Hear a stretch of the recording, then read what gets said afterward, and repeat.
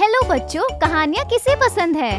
हाँ, हमें पसंद है। और हमारी मनपसंद कहानी है भेड़िया आया, ईसोप द्वारा। बहुत बहुत समय पहले एक चरवाहा था जो अपनी बहुत सारी भेड़ों को पहाड़ी पर लेकर गया था और वो बहुत तंग आ गया था। मैं बहुत तंग आ गया। ये भेड़ अपना देखभाल खुद क्यों नहीं रखती? मुझे इनका ध्यान नहीं रखना। हाँ, मेरे पास विचार है। मैं उनके साथ एक मजाक करूँगा। मैं बोलूँगा यहाँ पे एक भेड़ है, जबकि कोई भेड़ नहीं। भेड़ भेड़! सारे गांव वाले आकर चिल्लाने लगे, भेड़िया कहाँ है, कहाँ है? मैं मजाक कर रहा था। यहाँ कोई भेड़ नहीं है। और फिर कुछ दिनों बाद वो चरवाहा वापस तंग आने लगा था। मैं फिर से तंग आ गया। भेड़ अपना ध्यान खुद क्यों नहीं रखती? मुझे इनका ध्यान नहीं रखना। हाँ, मैं फिर से वही झूठ बोलूँगा। नाटक करूँगा कि भेड़ यहाँ है, जबकि कोई भेड़ नहीं। भेड़ भेड़! गांव वाले वापस दौड़ते हुए आए और बोले, कहाँ है भेड़िया, कहाँ है भेड़िया, बताओ कहाँ है? फिर से मजाक कर रहा था। कोई भेड़ नहीं है। हम तुम पर कभी विश्वास नहीं करेंगे। फिर पता है क्या? अगले दिन डन डन डन डन, अगले दिन अचानक चरवाहा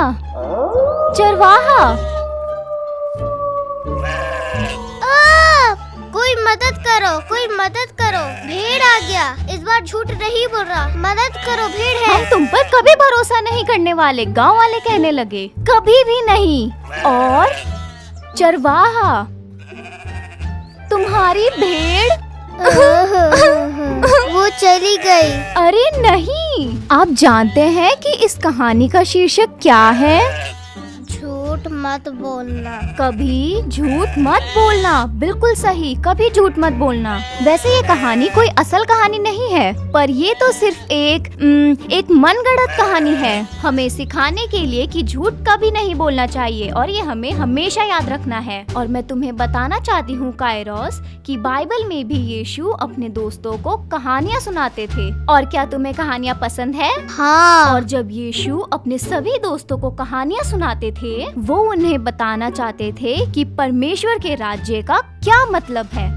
और पता है क्या, जब यीशु बाइबल में कहानियाँ सुनाते थे, वो इन्हें कहते थे यीशु के दृष्टांत।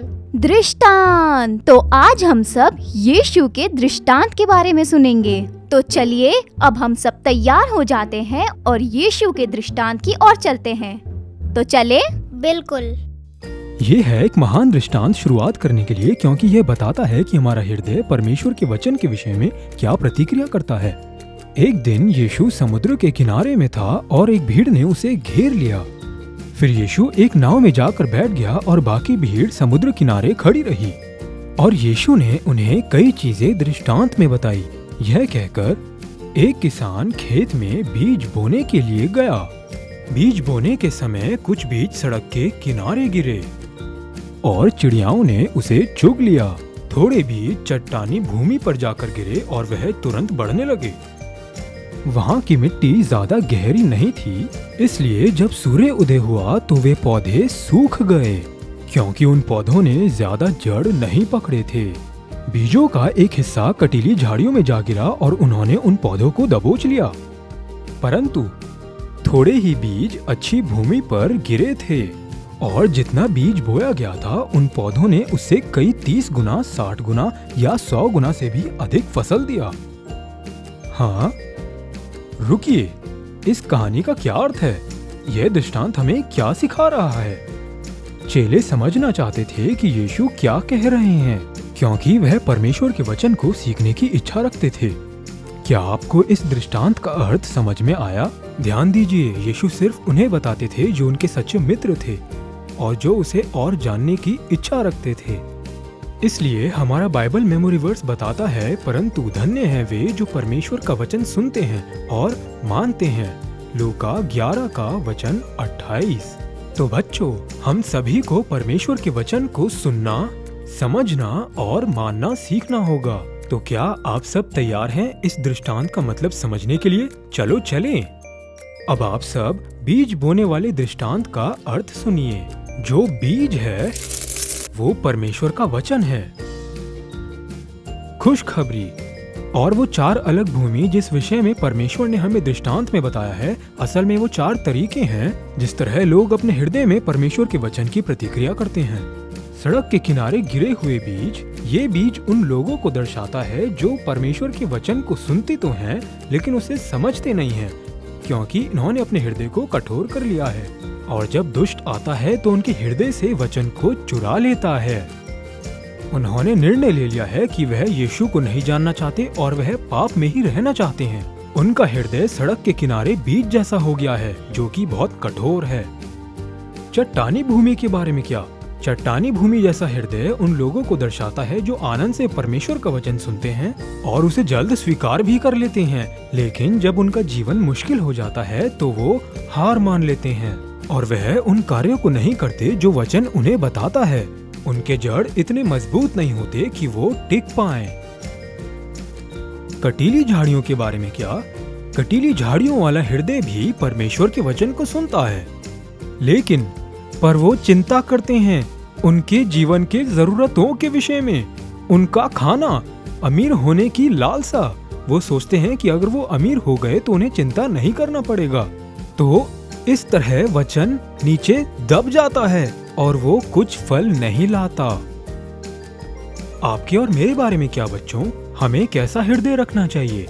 हमें उन बीज के समान होना चाहिए जो अच्छी भूमि पर गिरे, क्योंकि अच्छी भूमि में गिरने वाला हृदय उन लोगों का होता है जो सुनते हैं, समझते हैं और खुशखबरी को मानते हैं।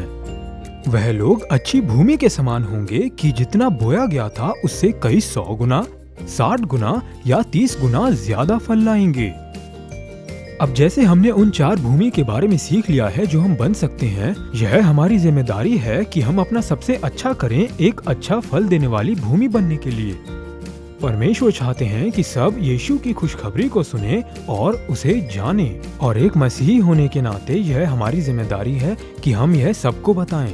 इसलिए हमारा बाइबल मेमोरी वर्स बताता है, परंतु धन्य है वे जो परमेश्वर के वचन को सुनते हैं और मानते हैं।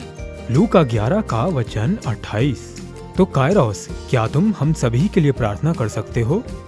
हाँ। प्रिय प्रभु, मैं आपकी बातें सुनना और मानना चाहता हूँ। मेरे दिल को नम्र करें और एक अच्छी भूमि बनाएं। मेरा इस्तेमाल करें सबको आपकी खुशखबरी सुनाने के लिए। यीशु के नाम से आमीन। आमीन। आप सभी का धन्यवाद हार्वेस्ट किड्स ऑनलाइन देखने के लिए। तो याद रखिए, आइए कुछ बीज बोते हैं, खास तौर से सेब के बीज, अपने आप को याद दिलाने के लिए कि हमें अपना सबसे उत्तम करना है एक अच्छा फल देने वाली भूमि बनने के लिए और उसके सुसमाचार को फैलाने के लिए। जरूर से फॉलो, लाइक, शेयर और हार्वेस्ट किड्स ऑनलाइन को सब्सक्राइब करें। अगले हफ्ते आपसे फिर मिलेंगे इसी समय। Bye bye.